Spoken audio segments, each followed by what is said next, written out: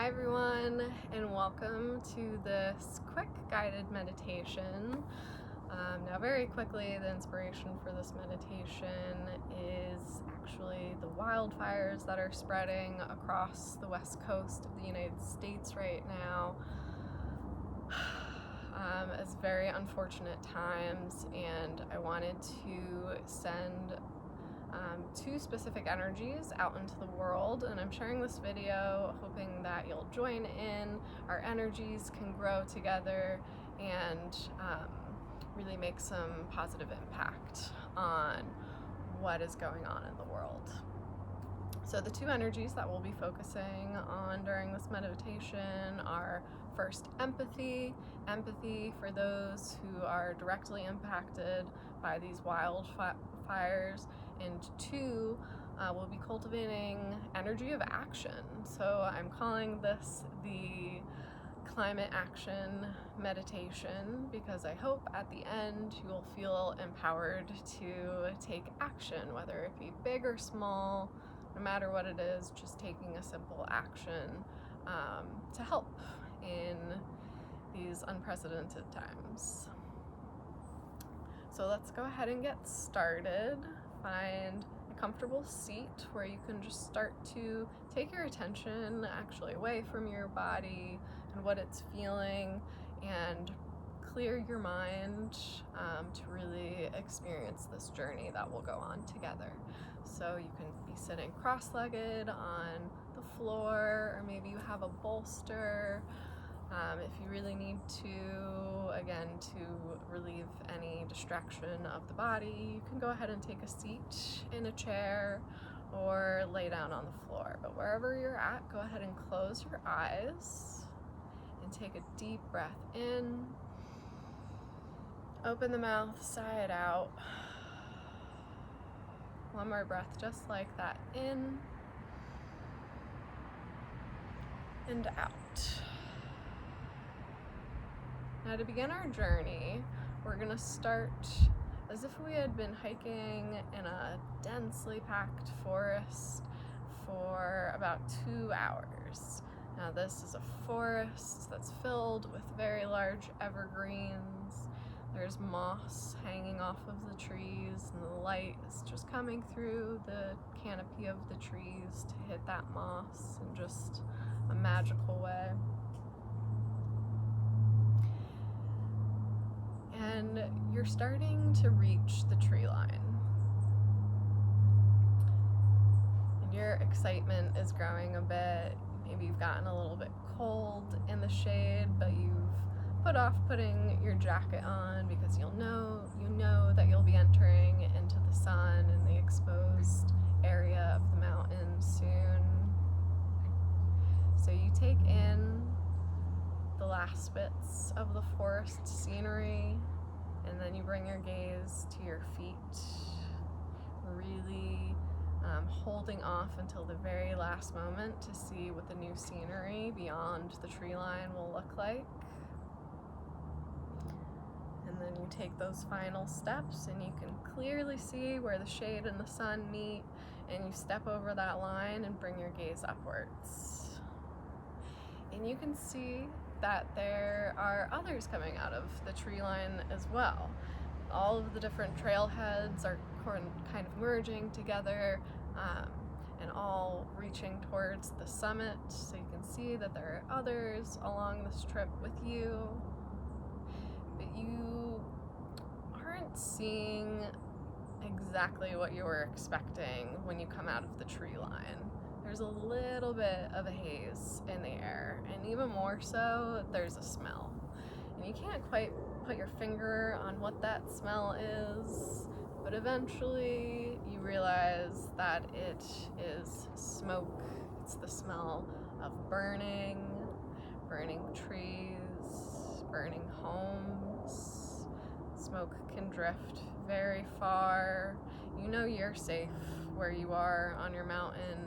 The air quality is fine, but you can just get a sense of what is going on in the hundreds of miles beyond your mountain. And you start to notice the look on others' faces. All of the others hiking the other trails that are merging beyond the tree line, and they have the same sort of puzzled look on their face. Now, you did your research, you know that there are wildfires going on, you know that there's smoke in the air, but it's not an unhealthy amount. But maybe those others didn't have time or the resources to look into these matters. And you start to think, what else could they be thinking? Maybe they have friends and family and loved ones who have had to evacuate because of the fires, and they're trying to get out into nature to take their mind off of this. Your mind begins to wander about what others are experiencing and how they might be impacted by these wildfires.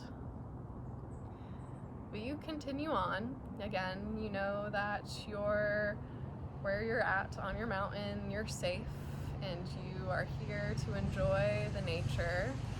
So you continue on towards the summit.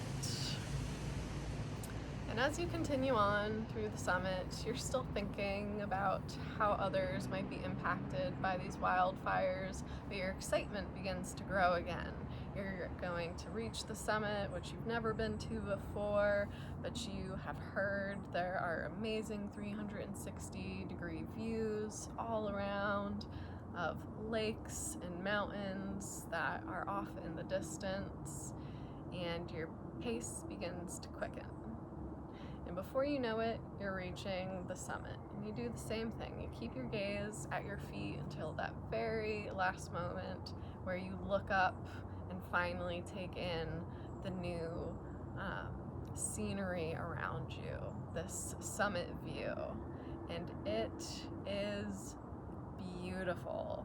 It is everything you're expecting, and then a little more. You can start to see the smoke off in the distance, growing thicker. You have more visibility to it. Again, you know you're safe on your mountain, but you can see more clearly the effects that it's having on the surrounding area. And your mind wanders back to the others who have reached the summit with you, how the wildfires might be affecting them. And you start to shift those feelings of not so much panic, but uncertainty. And you start to think, well, I know how the wildfires are affecting me, but what can I do? I am seeing others, I'm seeing the expressions on their faces. I can only imagine what others are going through, but this is all speculation. There must be something more I can do. I can take action. And you take the pledge that when you get home, you're going to take an action. You don't quite know what it is yet, but you know you're going to do something. So you take your time at the summit and you enjoy your break or your water or your snack, and you rest. Enjoy the summit for as long as you'd like. And once you've taken it all in, sipped every bit of fresh, or mostly fresh, mountain air, you begin your descent. And your pace quickens. Coming down the mountain is always easier, or at least quicker. I know sometimes it hurts our knees if we're coming down a steep incline, but you make it down that mountain in no time at all. And then you're back at your car. And this is where the brainstorming cloud really explodes. Your whole ride home, you're brainstorming about different donations you can make. You've seen a couple different resources on your social media feeds or in the news, and your excitement is growing as you reach your home.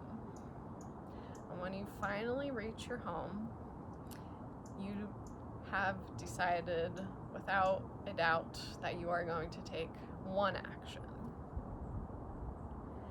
Now let's all open our eyes and imagine we've just come home from this journey together. Maybe you still need to do a little bit of brainstorming. I encourage you to look at all of the resources out there on social media or in the news about different ways to give back to those who are involved in fighting the wildfires more directly. And I hope you feel a little bit more inspired to actually take action. And I want to thank you so much for taking the time to go through this journey with me, and more so, I hope you thank yourself for at least setting this time aside and creating a space where you can cultivate empathy and all sorts of awesome energies that we will all extend out into the world together.